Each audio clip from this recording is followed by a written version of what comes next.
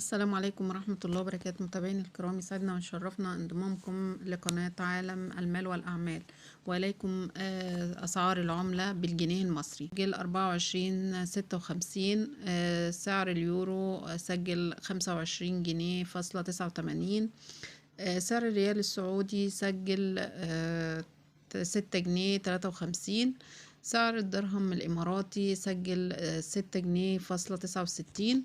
سعر الدينار البحريني سجل 65.15 قرش. سعر الفرنك السويسري سجل 26 جنيه فاصلة 25. سعر الجنيه الاسترليني سجل 30 جنيه فاصلة 9 قروش. دينار الأردني سجل 34.60 قرش. سعر الين الياباني سجل 18 قرش. سعر الدينار الكويتي سجل 80 جنيه فاصلة 4 قروش. سعر الريال العماني سجل 63 جنيه فاصلة 86 قرش. سعر الريال القطري سجل 6 جنيه فاصلة 71 قرش. وبكده نكون وصلنا لنهاية خبرنا النهاردة، والسلام عليكم ورحمة الله وبركاته.